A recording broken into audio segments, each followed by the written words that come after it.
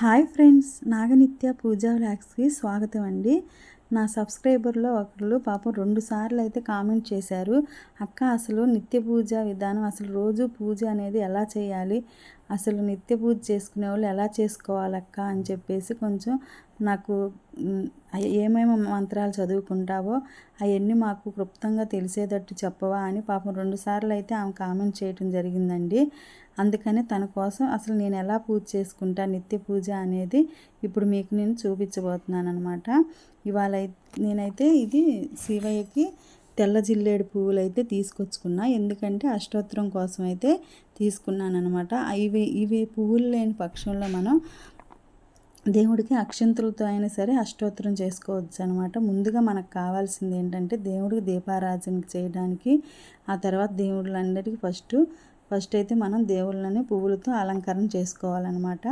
ఆ తర్వాత ఏంటంటే మన పూజా సామాగ్రి అంతా మొత్తం గంధం బొట్లతో నీట్గా పెట్టుకోవాలి.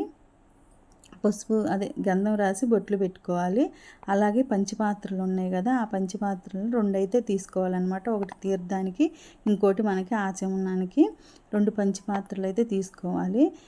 దీపారాజన కుందులకు కూడా గంధం రాసి బొట్లు పెట్టి అలాగే పువ్వులతో కూడా అలంకరణ చేసుకోవచ్చు. పువ్వులు లేని పక్షంలో ఆ దీపారాజన కుందుల్లో కూడా అక్షంతలు వేసుకోవచ్చు అనమాట. ముందుగా ఇట్లయితే రెడీ చేసుకోవాలన్నమాట. నేనైతే ఇప్పుడు శివయ్యకి పూజ చేస్తున్నాను కాబట్టి శివయ్యది చూపించబోతున్నాను. ఏదన్నా ఒక దేవుడి విగ్రహం అంటే మీరు ఏ దేవుడికి అయితే పూజ చేస్తున్నాడో, అది శివుడైనా అమ్మవారైనా ఏ స్వామి అయినా సరే, ముందైతే ఆ విగ్రహాలను కూడా మనం పెట్టుకోవాలన్నమాట. ఇవన్నీ వేసినాక మనం తీర్థం రెడీ చేసుకోవాలి. తీర్థం అనేది ఎట్లా రెడీ చేసుకోవాలంటే, ముందు పచ్చకర్పూరం, ఒక యాలుక, అట్లాగే తులసి దళం వేస్తే తీర్థం అనేది రెడీ అయిపోయింది అనమాట. మనం తీర్థం ఇవన్నీ రెడీ చేసుకున్న తర్వాత ఏం చేయాలంటే దీపారాజన అయితే చేసుకోవాలి. ఫస్ట్ దీపం అనేది వెలిగించుకోవాలి. తర్వాత మనం ఫస్ట్గా గణపతిని ప్రార్థన చేసుకోవాలన్నమాట. శుక్లాం వరదరం విష్ణు శశివర్ణం చతుర్భుజం ప్రసన్నవదనం దాయే సర్వ విఘ్నోపశాంతయే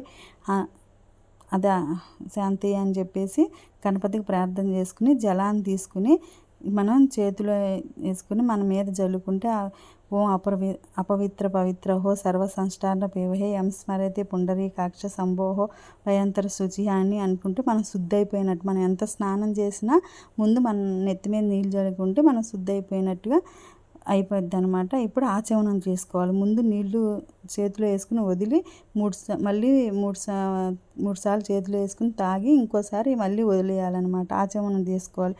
అప్పుడు కేశవాయ నమః, ఆడవాళ్ళు అయితేనేమో ఓం కేశవాయ నమః అనగాలి, మగవాళ్ళు అయితేనే ఓం కేశవాయ స్వాహ అని మంత్రాన్ని చదువుకోవాలి. ఓం కేశవాయ నమః, ఓం నారాయణ నమః, ఓం మాధవాయ నమః, ఓం గోవిందాయ నమః, ఓం విష్ణువే నమః, ఓం మసూదనాయ నమః, ఓం త్రివిక్రమాయ నమః, ఓం వామనాయ నమః, ఓం శ్రీధరాయ నమః, ఋషికేశాయ నమః, పద్మనాభాయ నమః, దామోదరాయ నమః, సంకర్షణాయ నమః, వాసుదేవాయ నమః, ఓం ప్రద్యుత్మాయ నమః, నిర్ధారాయ నమః, ఓం పురుషోత్తమాయ నమః, ఓం అధ్యక్ష జావాయ నమః, ఓం నరసింహాయ నమః, అచింతాయ నమః, ఓం జనార్దనాయ నమః, ఓం ఉపేంద్రాయ నమః, హరే నమః, శ్రీ కృష్ణాయ నమః అని ఆచమనం చేసుకోవాలన్నమాట. ఆ తర్వాత ఏంటంటే ప్రాణాయామం చేసుకోవాలి. ఇట్లా ముక్కుని ఒకవైపు మూసేసి మనం ప్రాణాయామం అయితే చేసుకోవడం జరిగిద్ది అనమాట.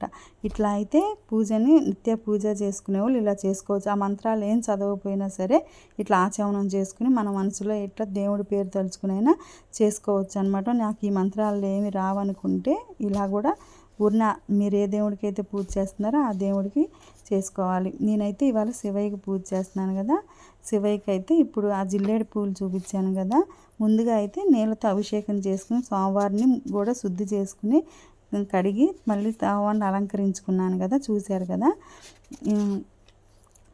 తర్వాత నేను పువ్వులతో అష్టోత్తరం అయితే చేసుకోవడం జరుగుతుందన్నమాట.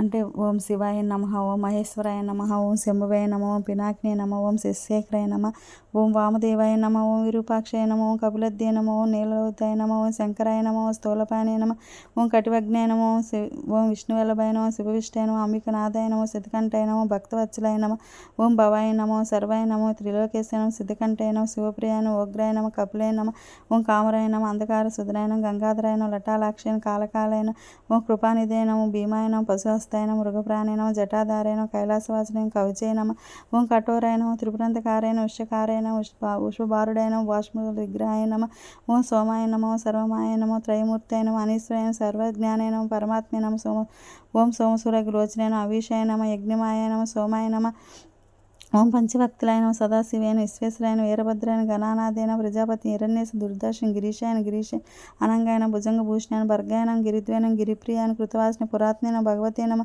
ఓం ప్రమదప్రాయన, ఓం మృత్యుంజయ నమ, సూక్ష్మతనయ నమ, జగద్దాప్ని నమ, జగద్ధర్మ్య వ్యామకేశాయ నమ, మహాసేన జనకాయ నమ, చారువిక్రాయ నమ, రుద్రాయ నమ, భూతపత్రి నమ, స్థానివే నమ, ఓం హరిభ్యధ్యాయ నమ, ఓం దిగంబరాయ నమ, అష్టమూర్తాయ నమ, అనేకాత్మాయ నమ, ఓం సాత్వికాయ నమ, ఓం సిద్ధ విగ్రహాయ నమ, ఓం శాశ్వతాయ నమ, ఓం ఖండపరిచయ నమ, అజాయ నమ, ఓం పాస విమోచకాయ నమ, ఓం మూడాయ నమ, పశుపతే నమ, దేవాయ నమ, మహాదేవాయ నమ, అయోవాయ నమ, ఓం హరాయ నమ, భగవత్ నేతాభిద్యే నమ, ఓం అవక్తాయ నమ, ఓం దక్షధరాహాయ నమ, ఓం హరాయ నమ, ఓం పుష్పదంతావిద్య అవగ్రాయ నమ, సహస్రాయ నమ, సహస్రపదే నమ, అపర్గప్రదాయ నమ, అనంతాయ నమ, తారకాయ నమ, ఓం పరమేశ్వరాయ నమ అని 108 మంత్రాలు శివ అష్టోత్తరం అయితే జరుపుకుని ఒక్కొక్క పువ్వుని ఆ శివుడి దగ్గర అయితే పెట్టుకోవాలన్నమాట. ఇలా గనక పువ్వులు కనుక లేకపోయింది అనుకో అక్షంతలు వేసుకోవచ్చు, లేకపోతే అక్షంతులతో అయినా మన అష్టోత్తరం అనేది చేసుకోవచ్చు. పువ్వులే ఉండాలి కంపల్సరీ అని అయితే ఏం లేదు. మన నిత్య పూజలో ఏ దేవుడిని అయితే స్మరిస్తున్నామో ఆ దేవుని అష్టోత్తరం అయితే ఈ విధంగా చేసుకోవాలన్నమాట. ఇలా చేసుకున్న తర్వాత సోమవారికి మనం మంత్రపుష్పంలో గంధం ఉంటుంది కదా, గంధంలో ముంచి పువ్వుని ఒకటి సోమవారి దగ్గర నుంచి అలాగే మంత్రపుష్పంలాగా ఒక పువ్వుని మనసులో అనుకుని దేవుడి స్మరణ మళ్ళీ శివయ్య దగ్గర వదిలిపెట్టాలన్నమాట.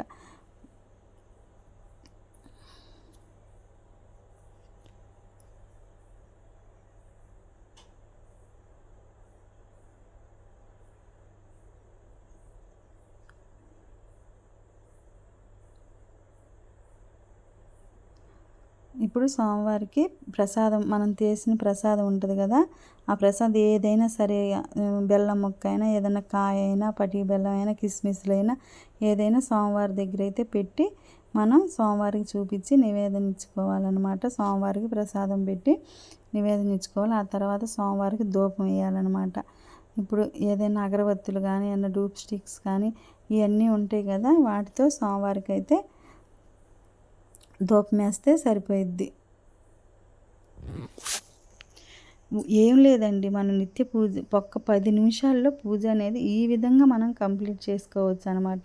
పాపం తను పనిమాల అక్క నువ్వు పూజ ఎలా చేసుకుంటావో నాకు చూపించక్క, నువ్వేం మంత్రాలు చదువుతావు అని 2 సార్లు అయితే కామెంట్ చేయడం జరిగింది. అలా నా సబ్స్క్రైబర్లు అట్లా రిక్వెస్ట్ చేసి అడిగినప్పుడు మనమైతే చూపించాలి కదండి. అందుకని చెప్పేసి నేను ఈ వీడియోలో ఇట్లా మీకు చెప్పడం అయితే జరుగుతుందనమాట. ఏదన్నా నాకు తెలియని పొరపాట్లు ఉండొచ్చు, మీరు కామెంట్ రూపంలో పెడితే నేను వాటిని తెలుసుకుంటాను, స్వీకరిస్తానన్నమాట. కొన్ని నాకు తెలిసిద్ది, కొన్ని మీకు తెలిసిద్దండి. నేనైతే నిత్య పూజ ఇలా రోజు పూజ దీపారాధన చేసుకుని ఇట్లా అయితే ఏ దేవుడైతే ఆ దేవుడికి నేనైతే ఇలా చేసుకుంటాను అనమాట. అందుకని చెప్పేసి మీకు చెప్పడం జరుగుతుంది.